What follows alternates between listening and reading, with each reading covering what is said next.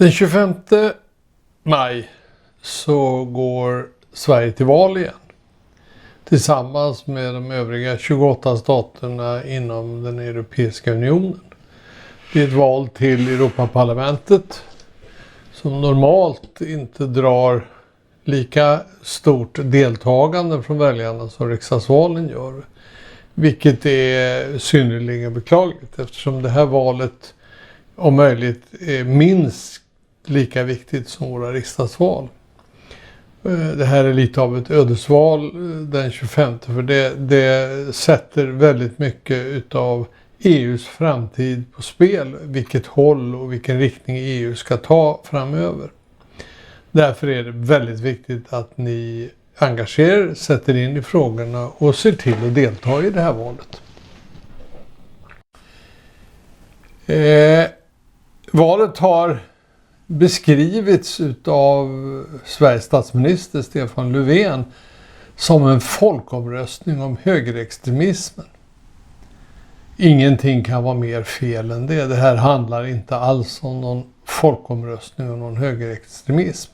Utan det handlar om en folkomröstning om någonting som är mycket, mycket viktigare. Och jag ska försöka förklara för er vad jag menar.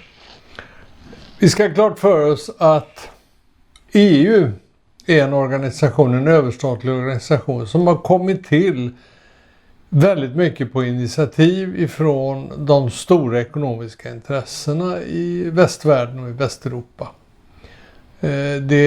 Jag säger västvärlden därför att även ekonomiska intressen i USA har haft en stor betydelse för EUs tillblivelse. Och EU är en del av den strategi som jag i olika sammanhang tagit upp ifrån big business, ifrån de stora företagen, de stora bankerna, de globala företagen och bankernas, deras intresse av att skapa gränslösa marknader, att ta bort störande inslag av nationell karaktär på marknaden, att få bort regelverk med nationell prägel som beslutas nationellt ifrån den marknad där de ska operera.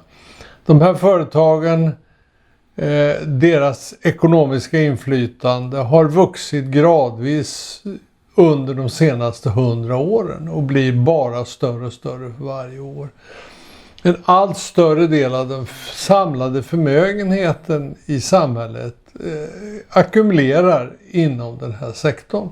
Och det innebär att de här företagen och de väldigt förmögna personer som kontrollerar de här företagen, som är stora aktieägare i dem och som har kontroll över tillsättning av deras styrelser och företagsledningar, de har ett väldigt stort politiskt inflytande och ett växande politiskt inflytande. Det här har beskrivits av forskare tidigare. Redan 1995 kom det en skrift från en Harvard-forskare som pekar på att de stora globala företagens makt börjar bli väldigt stor och den börjar konkurrera med den demokratiska makten.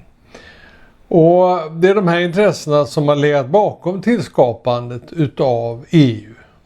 Deras långsiktiga mål det är ju att få en liknande ordning i hela världen. Och därför ställer de väldigt ofta upp bakom FN. De har varit även väldigt aktiva när det gäller att skapa FN och olika överstatliga FN-organ för att på så sätt flytta makt ifrån nationella parlament, nationella regeringar till globala organisationer som ser till att de här företagen får bästa möjliga spelregler. Och det är i den andan som EU en gång har skapats, det ska vi inte glömma bort. Däremot när våra politiker sålde in EU och medlemskap i EU till oss svenskar och till väljare även i andra länder så var det inte det här man pratade om. Det pratade man väldigt tyst om. Utan det man då sa det var att EU var ett initiativ för att äntligen skapa fred i Europa. Det skulle skapa fredliga relationer mellan de europeiska länderna. Och det har funnits väldigt stora förhoppningar om att det här skulle leda till mindre slitningar inom Europa. De slitningar som historiskt har lett till 2 världskrig. Och det har ju varit väldigt attraktivt, och det är väldigt mycket mot den bakgrund som människor har stött det här. I Sverige har vi också varit väldigt intresserade av den här skapelsen, eftersom vi är ett väldigt starkt exportberoende land, så har Sverige och svenska storföretag varit starka intressenter bakom att få de här öppna marknaderna som EU eftersträvar.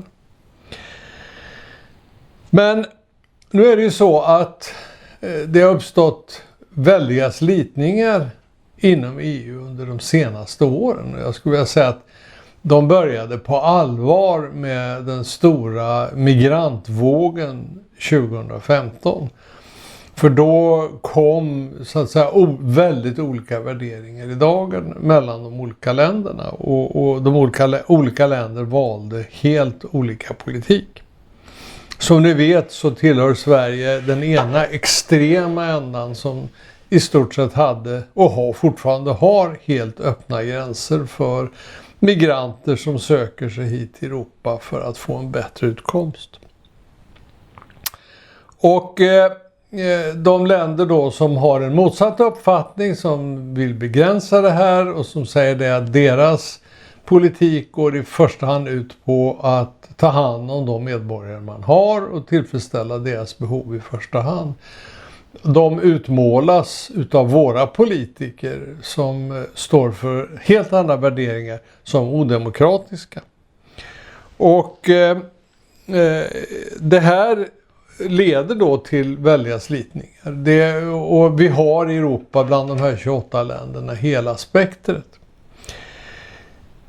Detta att utmåla de här länderna som säger nej då till öppna gränser och fri migration som odemokratiska är ju ytterst märkligt. Därför vi ska komma ihåg de länder man oftast nämner, det är då Polen och det är Ungern och det är några länder till.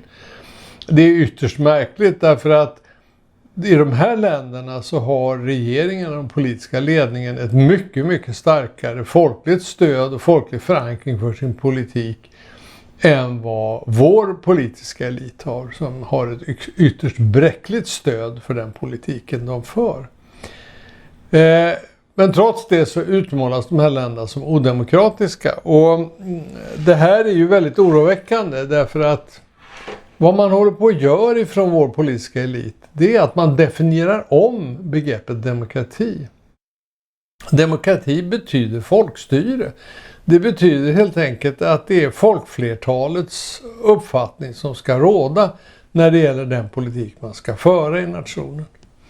Och det här att värderingar skulle vara ett mått på demokrati, jag menar, det säger sig självt att det är fullständigt orimligt därför att vårt politiska spektrum representerar en rad olika värderingar, från kommunisternas socialism till moderaternas högerpolitik, och där värderingarna skiljer väldigt mycket, men alla är de ju demokrater idag, va? Alla respekterar folkstyret, eller förhoppningsvis gör de det. Demokrati betyder ju att en mängd människor med olika värderingar går och röstar på olika kandidater, och de kandidater som samlar då mest röster, de får bestämma. Och så är det också i högsta grad i länder som Ungern och Polen. Och i många västländer så är det ju tyvärr så att det är länder som Sverige och Tyskland och den typen av länder som har haft öppna gränser som man kan faktiskt sätta frågetecken för demokratin. För att den här politiken har aldrig varit underställd medborgarna i ett val. Medborgarna har aldrig haft en chans att ta ställning till det här på samma sätt som man har haft i just Polen och Ungern. Sen kan man tycka väldigt illa om de värderingar som ligger till grund för hur människorna röstar i de länderna, men det är en helt annan fråga. Det gör dem inte mindre demokratiska. Och det våra politiker då driver, många i det politiska etablissemanget i Sverige driver, och framförallt då Socialdemokraterna, det är ju att man inom EU ska kräva att de här länderna ska utsättas för sanktioner. Man ska alltså straffa dem med ekonomiska sanktioner. Ungefär som Donald Trump håller på med i sin maktpolitik runt om i världen. Att han inför sanktioner mot länder som har fel åsikter och som inte går Amerikas ärenden. På det här sättet så skulle man göra likadant mot EU-länder. Och det skorrar ju enormt illa mot bakgrund av det argument man hade när man sålde in EU-konstruktionen till oss väljare, nämligen att det skulle vara ett fredsprojekt. Det skulle vara ett projekt för fredlig samexistens mellan länderna i Europa. Och då ska man ju inte sätta igång och straffa varandra för att man har olika åsikter. Utan man måste ju faktiskt respektera att varje land själv, som är en demokrati, har rätt att bestämma sitt eget öde. Och det här skiljelinjen i det här valet går. Ska vi ha ett Europa där nationalstaterna bestämmer det mesta själva och där mindre viktiga frågor lämnas därhän, att EU inte blandar sig i en massa saker som EU egentligen inte ska ha med att göra? Därför där EU gör nytta, det är ju att öppna upp marknader och se till att vi får fri konkurrens över hela Europa, att företag kan utvecklas. Men i övrigt så borde EU hålla sig borta ifrån en mängd områden som man blandar sig i idag. Och det är det handlar om. Vill vi ha mer eller mindre i EU? Och nyligen så skrev ledarskribenten i Svenska Dagbladet, Ivar Arpi, en väldigt skarp ledare där han kritiserade den här mentaliteten. Där man säger att det är de länder som inte tycker som vi är odemokratiska, trots att de har folkvalda regeringar och parlament. Och den här kompensationen som många av de här fattiga länderna får från EU, de får alltså mer bidrag än vad andra länder, beroende på att det är fattiga länder, och de här länderna ingick tidigare i östblocket och hade ganska sköra ekonomier när de kom in i EU. Vilket innebar att deras konkurrenskraft var mindre än övriga EU-länder, och för att kompensera för det så beslutade man att de ska då få vissa subventioner för att klara en övergång till de har utvecklats, så att de ligger på ungefär samma ekonomiska utvecklingsnivå som de tidigare västliga EU-länderna gör. Och då ska vi komma ihåg att vi valde inte EU för att européerna skulle leva i fredlig sämja med varandra, och att man skulle så att säga komma överens och hitta någon sorts minsta gemensam nämnare, inte att man skulle straffa varandra. Men som det nu är så straffar man då länder som inte öppnar sina gränser för migration, eller vill straffa dem. Några sådana beslut har inte fattats ännu. Men det ingick inte alls i EU-konceptet. Det fanns inte med när de här länderna gick in i EU. Att det här var ett villkor för att vara medlem i EU. Att man skulle ha öppna gränser för ekonomiska migranter och för stora flyktingskaror. Alltså demokrati, det är ju vår rätt att bestämma själva, och då kan man fråga sig hur mycket demokrati har vi i EU? Ja, EU är inte en demokratisk institution. Visserligen så har man ju då det här parlamentet som vi ska välja till, men det är inte parlamentet som tillsätter EU-kommissionen, utan det gör regeringscheferna i olika länder. Regeringarna i olika länder, de träffas och tillsätter det. Och det här leder då till att det byggs upp en byråkrati där makten samlas i väldigt stor utsträckning, som har ett väldigt svagt demokratiskt inflytande. Så att när vi nu går och röstar till det här parlamentet så vill vi ha demokrati. Då är det alltså viktigt att vi röstar på politiker som vill minska den här byråkratins inflytande. Och det gör man ju bäst genom att se till att kolla var de olika partierna står. Det finns partier som likt Liberalerna sätter stora hjärtan för EU-byråkratin och vill ha mer EU-byråkrati. Och det finns partier som vill ha mindre. Och det kan ni se på i valmaterialet när ni ska välja parti. Och det kusliga med den här debatten som nu rasar runt EU-valet, det är ju att eliten i vårt land och i vissa andra länder i Europa håller på att definiera om demokrati. Demokrati, det är när man tycker som dem. Och det är när man gör som de gör. Men det är inte demokrati. Jag upprepar återigen att demokrati, det är folkstyre. Det är folkflertalet som bestämmer hur ett samhälle ska styras. Det är demokrati.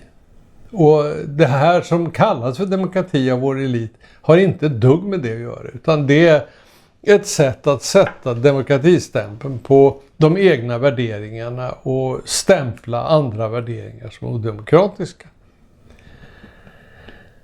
Och den här typen av tvång och hot som man nu marknadsför väldigt hårt inför det här valet, det kommer att leda till starka motsättningar inom EU. Och skulle man lyckas tvinga igenom den här politiken mot folkflertalet i många av de här länderna, så kommer sannolikt reaktionen att bli våldsam. Och det har inte med fred att göra. Det är verkligen inte fredlig samexistens. Så att allt det här kondenserar ner till att vi måste hitta en väg för EU som garanterar den här samexistensen. Som gör att EU respekterar de olika medlemsländerna och vad människor i de olika medlemsländerna vill. Och det är det handlar om i det här valet i väldigt stor utsträckning.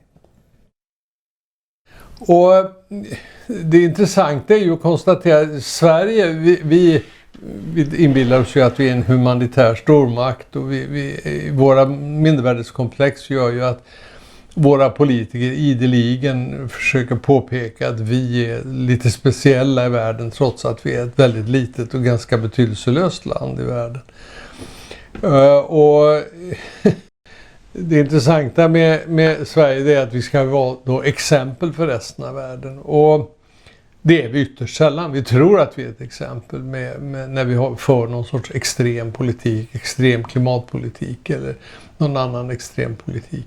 Däremot kan vi ju konstatera nu under den här valrörelsen att vi har blivit ett exempel för flera länder i Europa. Men då ett skrämmande exempel. Därför där säger politikerna att vi måste akta oss för att inte bli som Sverige och inte begå samma misstag som Sverige har gjort. Danska politiker har sagt det, ungerska politiker har sagt det. Så att om vi är ett exempel för andra länder så är det tyvärr så att vi ofta förs fram som ett dåligt exempel. Och det är ju inte mycket att vara stolt över. Så valet den 25, det blir en folkomröstning som Stefan Löfven sa, men absolut inte om högerextremism. Utan det blir en folkomröstning om vi vill ha överstatlig odemokratiskt styre via en union som styrs av byråkrater, eller om vi vill ha kvar vår nationella suveränitet och vårt nationella folkstyre, nämligen nationell demokrati. Det utesluter ju inte att vi i god sämja i landet bestämmer oss för att samverka med andra länder i Europa inom EU i ett antal frågor. Men att ge upp vår nationella självbestämmande, det tycker jag inte vi ska göra. Och det är det valet handlar om. Och man ska inte sätta sådana här värderingsstämplar på de olika uppfattningarna. Det finns ju bevisligen de, som, framförallt då Liberalerna, som inte tycker så här, utan de tycker att man ska gå fram med ett större inflytande för EU. Och Det skulle väl vara gott och väl om EU var en fungerande demokrati, men det är det ju inte, utan EU är en byråkrati. Och inflytandet i EU utövas i väldigt stor utsträckning av de stora ekonomiska intressena som finns bakom våra storföretag och våra banker. Och det är inte demokrati. Det har inte med demokrati att göra överhuvudtaget. Den politiken kan vara bra för de här företagen och deras ägare. Men jag är inte så säker på att den är bra för vanligt folk i våra olika länder. EU ska handla om öppna marknader och fri konkurrens och sådana saker som vi vet är bra för den ekonomiska utvecklingen. Men EU ska låta bli att tumma på den nationella suveräniteten och folkens självbestämmande i de olika länderna. Jag tror inte det finns något stöd för en sån politik. Så tänk på det när ni går och väljer den 25 och välj rätt. Vi måste slå vakt om vår demokrati. Och vi ska inte ge upp vår demokrati till en byråkrati som styrs av de växande stora politiska intressen eller ekonomiska intressena. Det skrämmande med den här utvecklingen, det är ju att i och med att vi har fått ett EU och en västvärld där de här ekonomiska intressena får för varje år bara ett större och större inflytande, så ser vi en klar tendens att våra politiker, det blir en yrkesklass, en privilegierad yrkesklass som väldigt ofta lierar sig med de här intressena. Man ser att politiker, när de har verkat några år inom politiken och inom de politiska organen, så går de över till att jobba för de här stora banker och stora företag och avlönas av dem. Och det är liksom en del av yrkespolitikernas karriärvägar. Och det här är alltså väldigt farligt, därför det får våra politiker att hela tiden snegla på att vara de här stora ekonomiska intressena till lags. Och att föra en politik som stör dem så lite som möjligt. Man vill inte utmana dem, för då finns ju risken att man, när man drar sig tillbaka från sina politiska uppdrag, att man inte får några välavlönade befattningar. Och vi har ju sett en rad exempel på det under senare år. Fredrik Reinfeldt som jobbar för Bank of America och tjänar mångmiljonbelopp.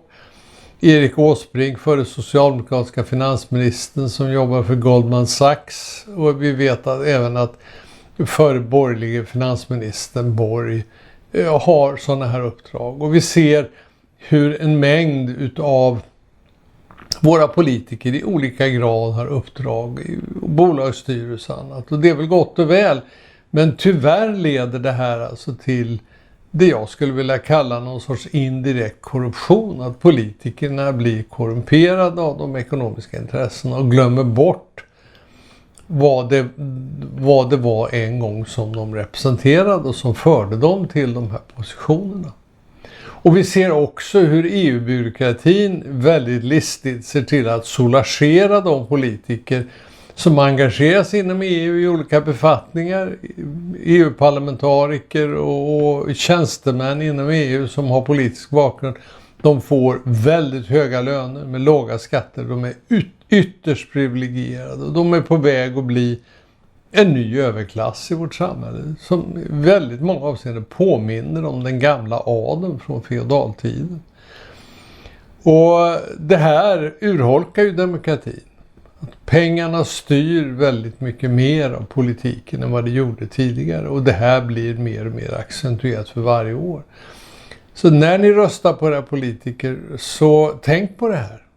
Tänk på det. Gynna inte politiker som visar tendenser till att vika sig för stora ekonomiska intressen. Jag såg senast idag hur man har kläckt ett fullständigt vansinnigt förslag, och det är att om man inte giftbesprutar vår jordbruksmark med glyfosat, alltså Roundup, som är ett jättefarligt gift och som i en rad rättegångar har fastslagits vara kraftigt cancerogent och som ställer till förskräckligt mycket skada när det gäller vår mat och inom våra livsmedel och vårt ekosystem. Det utarmar våra insektslivet och annat.